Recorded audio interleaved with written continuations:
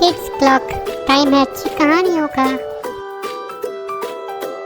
समुद्र की गहराइयों से लड़ाई जीतने के बाद शिवा अपनी हाईटेक लैब में बैठा था।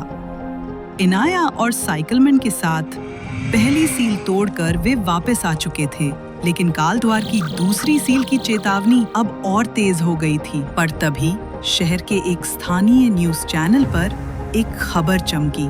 लुप्तप्राय डॉल्फिन को शहर की झील से चुराकर अज्ञात लोग पहाड़ी इलाके में ले गए हैं। ये वही डॉल्फिन थी, इंडस रिवर डॉल्फिन, जिसे बचाने के लिए वैज्ञानिक दशकों से प्रयास कर रहे थे और अब वो शायद अंतिम थी। शिवा के सामने एक नई उलझन थी। क्या वो कालद्वार की तैयारियों में जुटा रहे या इस मासूम जीव की मदद करे जो उसके अपने शहर से जुड़ा था? लेकिन शिवा जानता था, अगर वो कुछ नहीं करेगा तो शायद वो प्रजाति हमेशा के लिए मिट जाएगी। शिवा ने तय किया कि वो डॉल्फिन को खोजेगा, चाहे उसे अकेले ही क्यों न जाना पड़े। इनाया और साइकिलमैन अभी गहरे विश्राम में थे, लेकिन इस बार उसे जरूरत थी किसी ऐसे की जो मशीनों से बात कर सके। और तभी उसे याद आया अद्दू का नाम, एक लड़का जो अब दूसरे स्कूल में मशीन मैन के नाम से जाना जाता था। माना जाता था कि वो मशीनों को महसूस कर सकता था। शायद वही उसकी उम्मीद था। शिवा ने उसका पता लगाने की कोशिश की और आखिरकार एक पुरानी रेलवे वर्कशॉप में उसे खोज निकाला। वहां अद्दू अपने तकनीकी उपकरणों और उड़ते हुए ड्रोन के बीच बैठा हुआ मिला।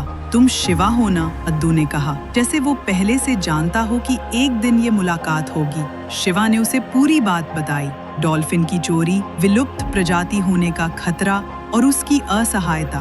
अद्दू मुस्कुराया और बोला, हम सिर्फ एक डॉल्फिन नहीं बचा रहे, हम एक सभ्यता की आखिरी सांस को बचा रहे हैं। मैं तुम्हारे साथ चलूंगा। और यहीं से शुरू हुई उनकी खोज। रास्ता आसान नहीं था। डॉल्फिन को ट्रैक करते हुए उन्हें पहाड़ियों के उस इलाके में पहुंचना था जहां इंसान शायद ही कभी गए हों। रास्ते में बर्फीली हवाएं थीं, मिट्टी धसी हुई थी और एक गुफा ऐसी थी जिससे अजीब सी ऊर्जा निकल रही थी। जैसे ही शिवा और अद्दू उस रहस्यमय गुफा में पहुंचे, नीली रोशनी तेज हो गई।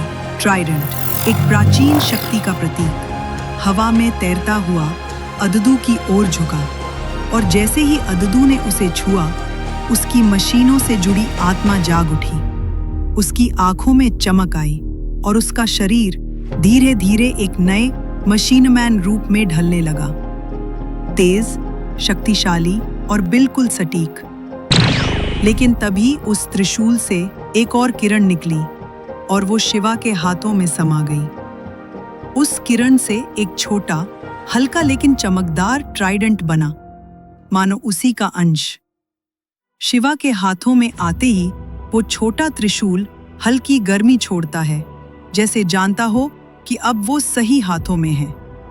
अद्दू ने देखा और मुस्कुराया, ये तुम्हारा है। तुम्हारे भीतर जो विश्वास है वही इसकी शक्ति है। अब शिवा भी सिर्फ खोज करता नहीं था, वो जल, समय और साहस का रक्षक बन चुका था। उसका छोटा ट्राइडेंट अब उसकी चेतना और लड़ाई दोनों का हिस्सा था।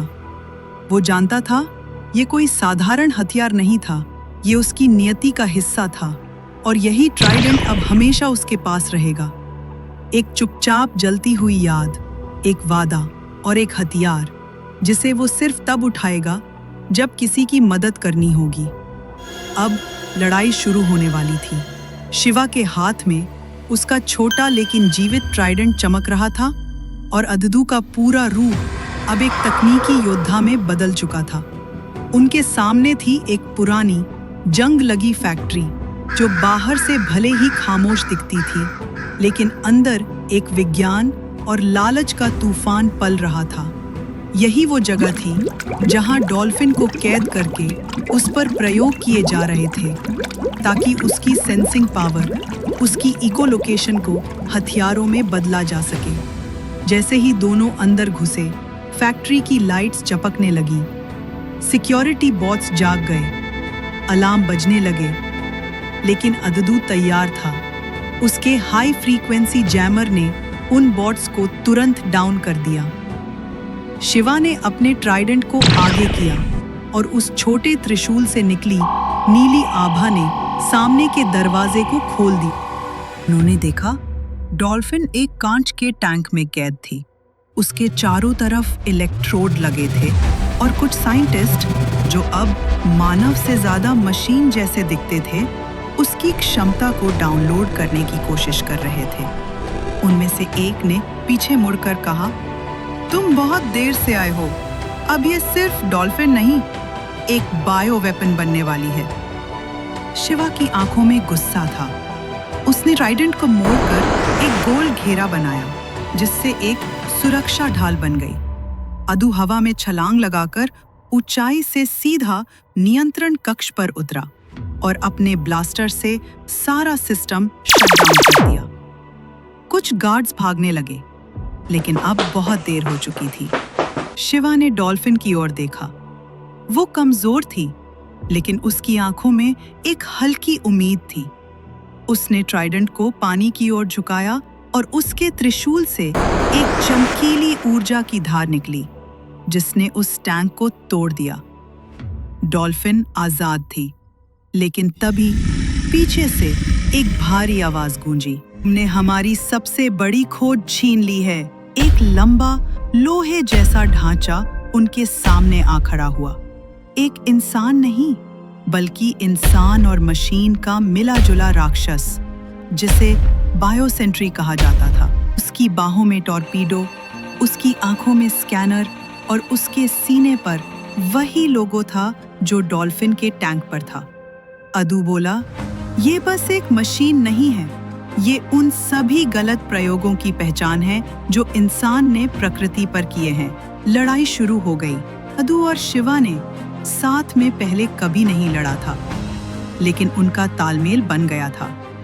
अदू ने बायोसेंट्री के लेफ्ट आर्म को कट कर दिया, वहीं शिवा ने अपने ट्राइडेंट से पानी की बूंदों को तेज धार में बदलकर उसके सिस्टम को शॉर्ट कर दिया। डॉल्फिन, जो अब तक चुप थी, अचानक जोर से चीखी। उसकी साउंड वेव से पूरा हॉल हिल गया। ये उसकी चेतावनी थी, और उस गूंज ने बायोसेंट्री के कान फोड़ू उपकरणों को निष्क्रिय कर दिया। अंत में शिवा ने अपने छोटे त्रिशूल को हवा में घुमाया और उसे सीधा बायोसेंट्री की ऊर्जा कोर की ओर फेंका। एक नीला विस्फोट हुआ, ना ज्यादा जोर से, ना ज्यादा धीमे, लेकिन इतना कि मशीन वहीं फ्रीज हो गई। फिर धुआं उठा और खामोशी फैल गई। अगली सुबह पहाड़ी झील के किनारे शिवा और अद्दू डॉल्फिन को पानी में छोड़ रहे थे। डॉल्फिन अब पूरी तरह ठीक थी, और जैसे ही उसने झील में छलांग लगाई, लहरों के बीच एक नीली रोशनी उभरी, मानो उसने आभार व्यक्त किया हो। शिवा ने अपने छोटे ट्राइडेंट को अपनी बेल्ट में लगाया।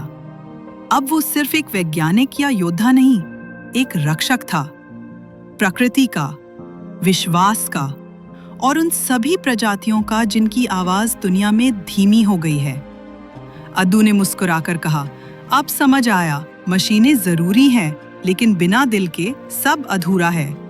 शिवा ने भी सिर हिलाया, और बिना प्रकृति के विज्ञान सिर्फ विनाश है। आकाश में सूरज उग रहा था, लेकिन साथ ही कालद्वार की दूसरी सील की हल्की कंपन भी फिर से शुरू हो चुकी थी। समय फिर से उन्हें बुला रहा था। आगे और भी लड़ाइयां थीं, लेकिन एक डॉल्फिन की मुस्कान ने उन्हें दिखा दिया था कि ये लड़ाइयां वाजिब थी।